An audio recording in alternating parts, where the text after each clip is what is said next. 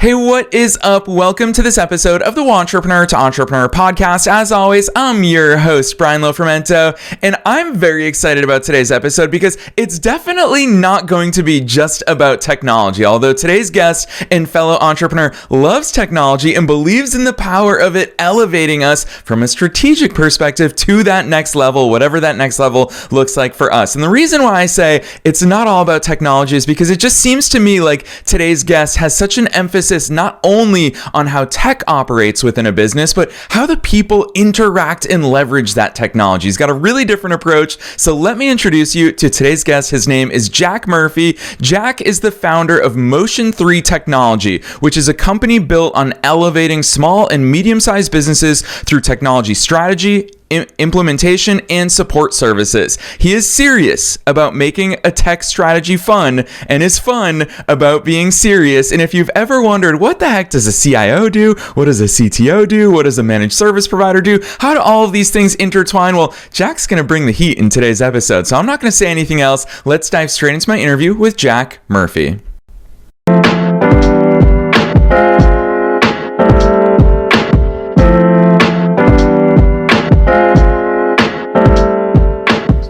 All right, Jack, I am so very excited that you're here with us today. First things first, welcome to the show. Thanks. I am honestly so excited. You and I interacted just a little bit off the air, but enough that you know how excited I am to hear your take on all things tech and how it can unlock businesses. But before we get there, Jack, take us beyond the bio. Who is Jack? How'd you start doing all these cool things? Sure. Well, the first thing I have to get out of the way is I had a very difficult time deciding what I was going to wear for this. And ultimately, when I was looking through my closet, this is the only really bro technology hoodie that I had. So I felt like that was going to be more appropriate than a collared shirt. I started my company on a lie. I'm not supposed to be here. And so I was working in the camping industry and the recreation and in the nonprofit world, which means that my job was other duties assigned. And because I knew more about technology, I was in charge of all the technology there. And when I left, I was supposed to start a leadership company, but I knew that the camp would not be happy with that because I would potentially be competing with a section of business. And so I lied and said I was going to start a technology company. And that was in 2011. And the rest is history. And now I'm sort of on my third iteration of what my company is. And that is led me to the CTO, CIO services. Yes, I love that overview. Although, Jack, I'm going to interject. Hey, don't be fooled by this collar shirt. It's $6 shirt from Target that I am self-learning how to embroider on these shirts. So this is one of my experimental shirts. I'm glad that we can both out ourselves here at the beginning of this episode. But I'm going to really leverage your experience and your background to shed some real-life entrepreneurial insights for listeners because you talk about being on the third iteration of your business. And I love the fact that you've called that out. I've been an entrepreneur since 2008. And, Jack, I know just as well as you do how many twists and turns there are, and what we're doing today is probably not what we're going to be doing 10 years from now, especially in your sector in the tech space. Walk us through what those different iterations look like and how your business has evolved along the way. Sure. The first iteration was just about this thing called the cloud, the mysterious place where we put all of our data and emails these days. And so it was around the time when Google just came out with their Google Workspace. And I was like, oh, this connects. And that was sort of what I thought my company was going to be on that first iteration, was helping people get to this place called the cloud. It turns out that I had to feed my kids while I was starting my company. And so I very quickly turned into what's called a managed service provider, which is the most typical IT company that most people are aware of today. That is really bloody waters as far as a business is concerned. And it also wasn't even close to what I thought or imagined, or it didn't have any alignment really with my strength. So I was doing it. But when I started to work with a coach, you could see very clearly in my QuickBooks that when I started to do the MSP, my company as a revenue just was flat all the way across. And as soon as I switched over to the model of fractional CIO, CTO services, then all of a sudden I could see that I was excited again, and I was doing something with my company around technology that met with my strengths, which is helping companies think about their future. In the same way that my company is on its third iteration, my goal for my companies is to help them through their iterations through technology. That's the reason the word motion is in the name of the company, because things only move forward, and we can either meet them moving forward, or we can just if I were my favorite fake saying is I'd rather be a leaf in a river than a leaf in a pond, because if you're a leaf in the pond, you're just still and you're going to decay really fast, and if you're a leaf in the river, you're at least going with the flow, and your chances are you'll increase your longevity.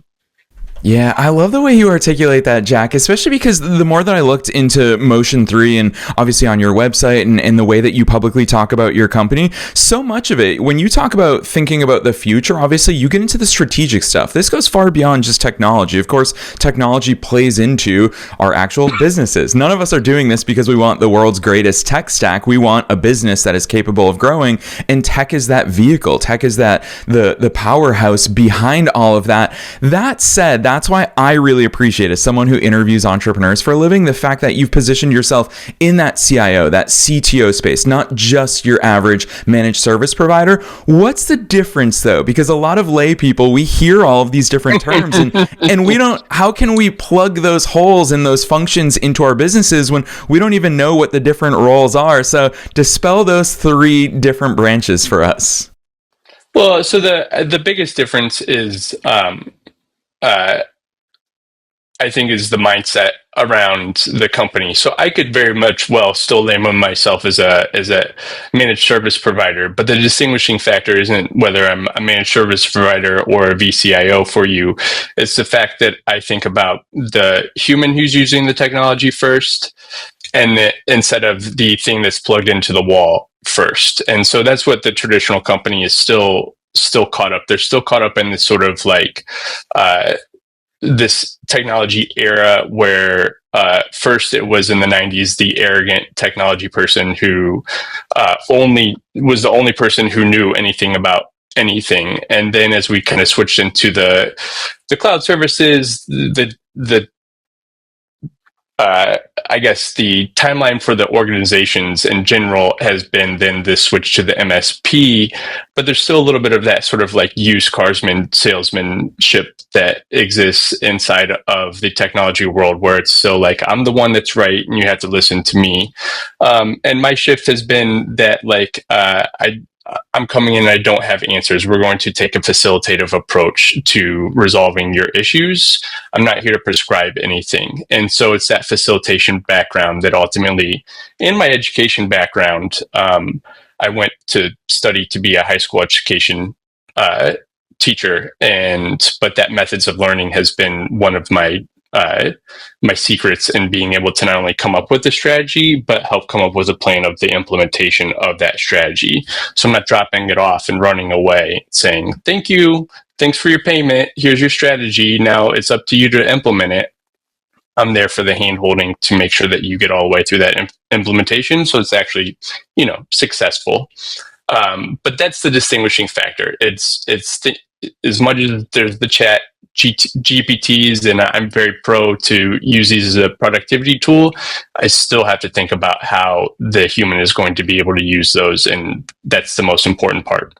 Yeah, Jack, I've always loved that concept of when you're a hammer, everything looks like a nail. And I find myself guilty of this just within marketing terms. A lot of people, they'll ask me like, how did you build an audience? How do you do this? And I'm a podcaster, so I'm super biased. I tell everybody, you should have a podcast. Like, that's because I am the podcasting hammer that looks at everything as that podcasting nail. And so I love hearing your approach. It actually sounds like you're agnostic to what the solution could be. And so I want to go deeper. You call it the facilitative approach. And and I want to get into Teacher Jack's mind and the way that you operate there as well. What does that look like? Because a lot of people have their preferred vendors. I've interviewed people who they're just like, yeah, we are a preferred Microsoft partner, and they come in and everything is SharePoint, everything is Microsoft Office. What does your approach look like when you talk about that facilitative approach? Is there kind of an audit or a way for you to take inventory of their existing tech stack, or how do you even begin to facilitate that transformation? Sure. An easy example of, let's say, one of my easy distinguishing factors of whether or not somebody's going to stay in, say, Microsoft Office 365 or Google Workspace is that if you have somebody, especially in the C-suite of a company, that is very deep in their knowledge of Microsoft Excel, doesn't matter whatever else is out there that it might be better for Google Suite, that transition is usually painful enough that I'm like, we're going to work with Microsoft Office and we're going to stick here and do that. There are different factors, but most people who have come up from a sort of like, we were on a server with that had a letter that was S for all of our shared files, they stay inside of Microsoft.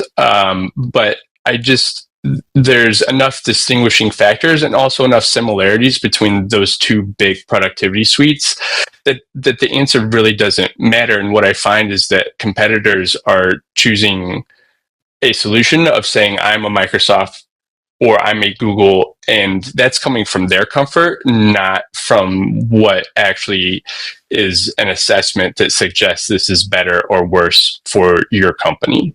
And that's the hard part, is that I constantly have to do the thing that I ask of my clients, which is be uncomfortable and take on that discomfort. And so I'm someone who keeps licenses in both Microsoft 365 and Google, and set my clients up to be able to do what is best for their future. Yeah, Jack, I'm going to piggyback off of you personally, keeping all of these licenses. Obviously, it makes sense for you because you work across so many systems with your clients, but I am going to out so many of us entrepreneurs that we excitedly sign up for tools and we pay for tools every single month, and our tech stacks are heavily bloated. Part of me wants to ask you this question because I'm super interested, one, in your perfect world answer, but then two, in your obviously more practical minded answer. And that is, I would imagine in working with somebody like you that, let's say you looked at my tech stack, it's a Frankenstein tech stack. We've purchased this tool when we needed to for this project. We've purchased this. We don't use this one anymore. Like, there's all these different things. I would imagine if I started working with you that part of your task would be to blow it all up. So in your ideal world, how much of it is blowing up versus refining? If I do, okay, so I call this on my best day and my worst day. So on my very best days, then you won't feel like working with me is going to be blowing up anything. That when I do it, a big part of thinking about that sort of human mentality is also to think about the change management. So the first thing I do for the first couple months with my clients is literally like, as a poker player, you might just really look around the table and sort of assess your competition and look for their tells and look for, all of these sort of just different types of body language. So the first thing I do is literally I'm just assessing the humans in the organization, and I'm starting to create an intimate understanding of who they are, what their learning styles are, and use that sort of information to help explain the changes that are going to be coming down in a way that is more likely to be received by them than less likely. So I do come in and do an assessment. I'm very big on building out, an ecosystem. So part of that assessment is sort of like when we go through and we're looking at your tech stack, is coming up with an evaluation that says, as much as we like this one app, does it have some sort of productivity score where it shows that it's better or worse for us? So I often use the reference of pizza, in technology, usually adding something that helps us is a good thing. But in Cincinnati, we have a place called Dewey's Pizza, which is like a really great sit down restaurant pizza. And then, you've got your like Papa John's and your other big sort of delivery companies. But if I can choose between better and worse, my preference would be to choose Dewey's Pizza. So everything's put into some sort of relative context to look at that tech stack. And then I would start to walk through and just sort of explore, like, again, through a facilitative approach, like how have we defined this? Or is this something that we got, but we find that we're not using and it doesn't connect or talk to anything else? But being able to have a productivity suite or even a third-party service that connects to it, if it's not connecting to it, then it's probably creating a painful experience because it's creating, or it's making the human put in the same data into multiple places. And when you start to do that, then that's where technology really falls apart because we didn't come up with the correct plan and understanding about how that was going to fit into our puzzle. Yeah, Jack, I teased at the very top of today's episode that I'm not fully sure if this episode is all about technology. And here we are using pizza analogies. And of course, we're beginning to talk about people. So I want to go deeper into that people aspect because hearing you use that big C word of change, the word that so many people are afraid of, especially in the workplace, how much of your task with regards to your implementation plan that you've talked about, as well as the underlying strategy, and of course, the implementation is all about change management, especially because anytime we talk about people, we can't ignore that mindset is the core thing that it means to be human, that there's human minds between this saying, oh, I hate learning new systems. Oh, technology never works. Oh, it's going to take us forever to get this where it used to be. How do you navigate that with your clients, Jack? That just comes down to patience. I've gone through, I think, very early on, just wanting to sort of ram a change down. And now I've come up with a process to just sort of slowly introduce ideas and sort of slowly rev up the idea to people in a way that it's sort of waiting for the opportunity for that change. And so I can have 100 ideas floating through my head for a company, and they might only hear 5 of them from me just because I am just sitting and waiting for the opportunity. I think, some of the best photographers in the world don't take the photo, they wait for the photo to come to the camera. And sort of that's sort of my methodology is like, I have the ideas, but I found that one of the most difficult things in my world is knowing the right answer and not being able to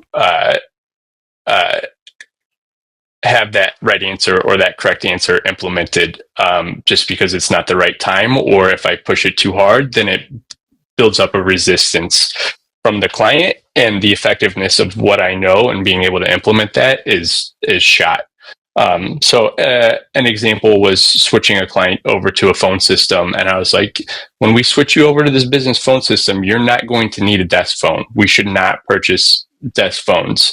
And they were like, no way we have to purchase desk phones. And so they spent $2,500 on new desk phones for the new phone system, and within 2 weeks 95% of those desk phones were sitting underneath the desks of the employees because they switched over to using their mobile devices for their business phone system. And so it was tough. That's what they wanted.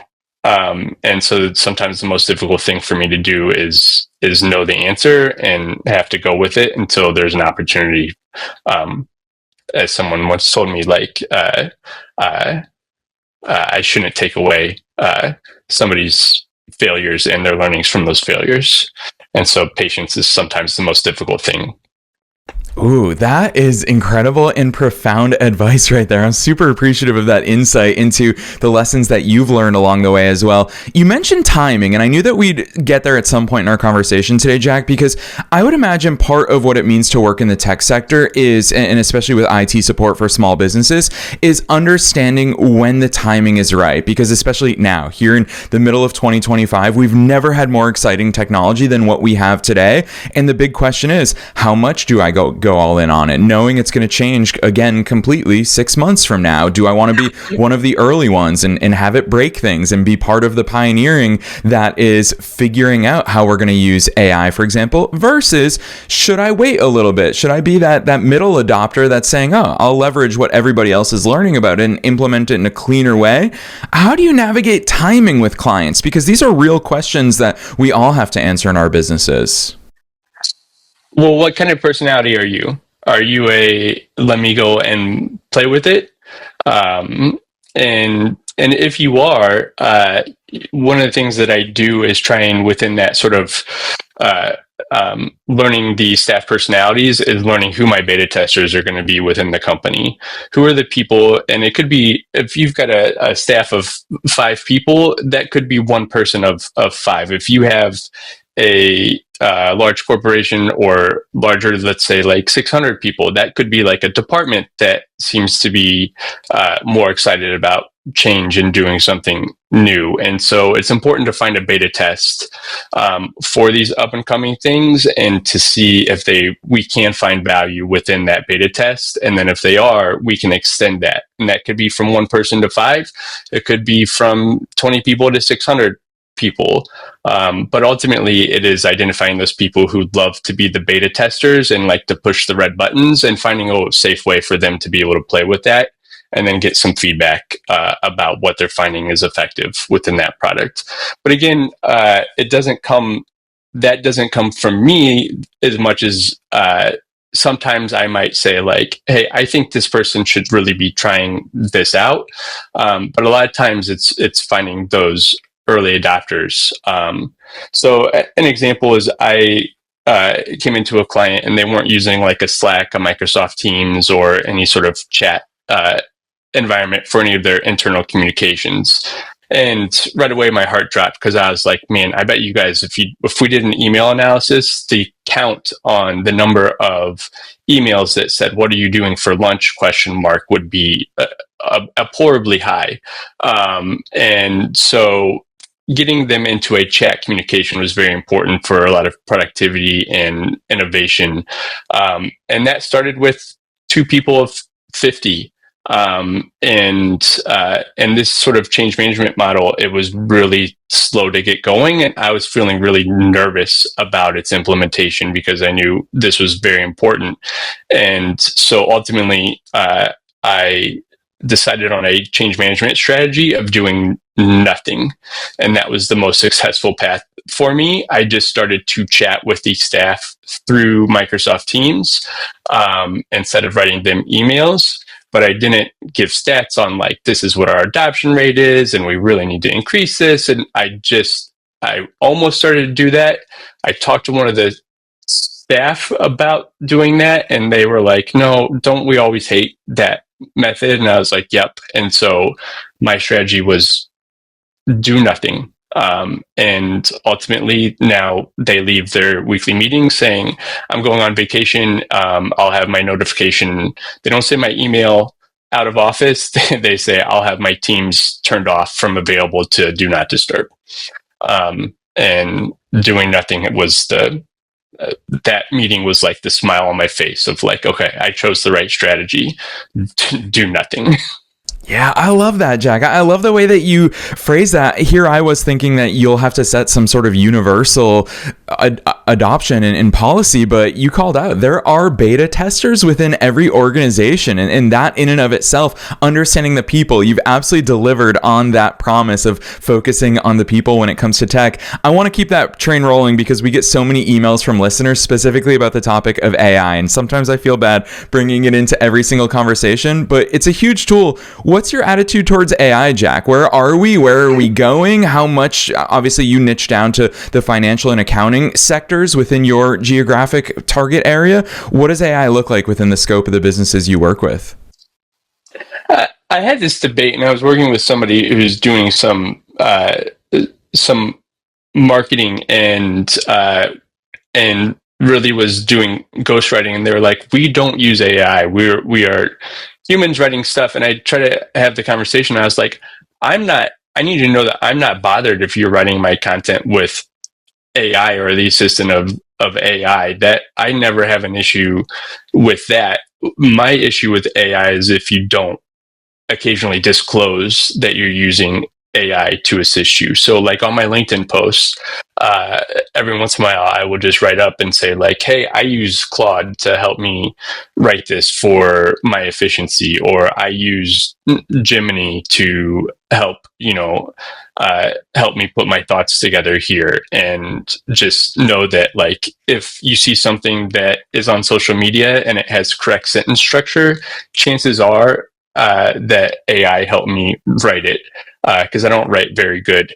And so I'm not opposed to the efficiency. I'm opposed to, um, or I guess my feeling is like I'm opposed to really trying to be in a place where we pretend or make an effort to make AI pretend to be a human versus assisting a human.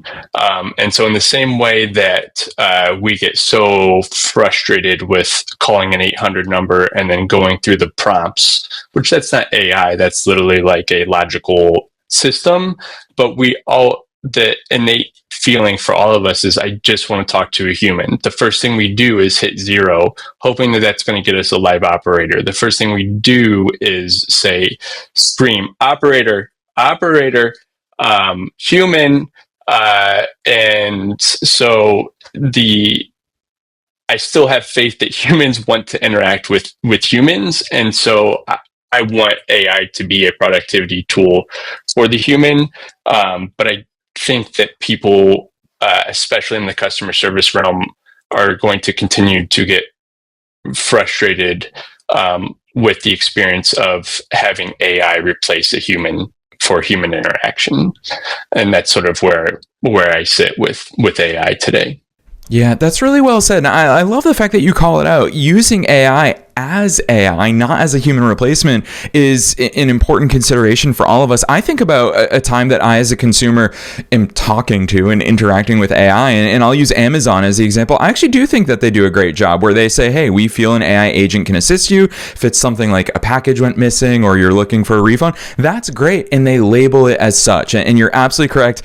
You trigger all sorts of real human emotions when you use the phone tree example, because it's something we can all relate to. Is we know as consumers when we want to talk to a person, and it's important to give those options and make that clear. So Jack, I knew that time would fly by with you here today, but I still want to squeeze in 2 final questions with you, because I can't have you on the air with me and not talk about fun, because I've seen it, whether it's the way that you answered our questionnaire before today's conversation or even on your website. There's just so much of your personality here sitting with you on video. Not all of our listeners can see you and I right now, but I can see your guitar behind you, so many cool albums and passions and hobbies of yours behind you in your physical space. How are you injecting fun into this space? Because not everybody's going to associate IT services with somebody who's fun. So I think that I've learned from like comedy shows, like late night shows, and especially as they started to interject more like news and politics, that humor is a very powerful tool to translate information. And then if I can get you into a relaxed mode, I'm sure if I asked AI for some studies on this, we could find something really fast. But ultimately, to put somebody at ease and put them and get them to laugh a little bit. You saw the guitar back there. I did an education session where I went and started as my opening sequence of just like playing 3 chords really randomly and singing a little ditty just to kind of open up the education session and get people into mood to like be like, listen, I know we're otherwise talking about really boring stuff, but let's just sort of know that I can find a way to make this fun, that I can make this enjoyable. And when even bad news is delivered in a funny way, if you are laughing, your brain is more open to receiving the information. And I think that's just universal no matter where you are at. And so one of my powers that has paid off by not going through a traditional path for technology was working in the camping industry and being a camp counselor and having to figure out how to just make a fool of myself often. And I don't so much do like the silliness as much as, at 43, I lean into my dad jokes when I'm trying to relax people that are a little bit cringeworthy, but they're so sort of like bad that you're uncomfortable, but you feel the need to laugh regardless. And that sense of fun then is a part of that change management philosophy, which is like, let's relax. This is just technology. we're okay. We're going to be fine, and let's figure it out. Yes, I love that attitude, Jack. I'm so glad that I had the chance to slip that into today's conversation. And I'm also really excited for your answer to this last question because it's super broad. It's the only question that I ask to every single guest that comes on the air. And that is, what's your best piece of advice for listeners? Knowing that we're being listened to by both entrepreneurs and entrepreneurs at all different stages of their own growth journeys. And you are a long-time entrepreneur, Jack. I think we need to celebrate longevity so much in entrepreneurial terms because it means that you've been in the trenches. It means that you've hit walls. It means that you've pivoted, you've evolved. You talk about the iterations of your company. So I'm very excited for your advice. What's that piece of advice you want to leave listeners with today? So, I mean, you're talking to a guy who's, yes, been an entrepreneur since 2011. I was looking through my SAT scores. I think I scored a 900 on my SAT scores. I never took the ACTs. And I say that because the most important thing is not intelligence in trying to start a business or run a business, but it's tenacity. It is the willingness to pay so many bank fees for overdrafts when you're like, I was just dumb to start my business because I had a 1-year-old and was the only income, and I was like, I'm going to leave my job and I'm going to start a technology company, even though I have no formal technology background other than just general experience. And so it was that willingness just to keep going, no matter what, and continue to just fight through and evolve. That ultimately is the thing that has been the most important thing to keeping my company going, but also keeping my company now, and now that it's stable, evolving. And that same tenacity is what allows me to stay out of my comfort zone and continue to find those new iterations and think about what my future has to be. Yes. Oh, that's the real life insights, Jack. In over 1,200 episodes, you're the first one to call out the very real feeling that we all have at the beginning of those bank overdrafts. It's inevitable. And I feel like, there's no shame in that stuff. It is a mark of pride because it represents that tenacity. Most other people would quit. That's the thing that I learned up front in my entrepreneurial journey, is that the only ones who make it are the ones who are crazy enough to keep going when every single metric and every single sign says that we should quit. So I love that you went straight to that tenacity, Jack. I'm also very excited for listeners to check out your business. You show up in your business. I can confidently say this, having interacted with you today. You show up in your business the same way that you showed up with us here today, as you. And that's what I so appreciate. I love the fact that scrolling through your website, there's headlines like what Jack says. And it's just you talking about your attitudes, your philosophies, your fun that you bring to work and the fun that you bring to your clients, while also having those serious aspects of, hey, here's why implementation and education matters. So, Jack, with me tooting all of those things, obviously I'm a big fan of your business, but drop those links on us. Where should listeners go to find out more about you, your work, and all the great things that you're up to? Sure. Just start by going to motion3.tech. The number 3 and .tech. From there, you can find all my social media input. If there's one thing that I do that is annoying but intentional, it's just about there's a contact us button at just about the end of every paragraph, just so you don't miss it. And otherwise, if you have that funny feeling, like you feel like there's something more that you should be getting from your technology company, there is, and maybe it's worth a conversation.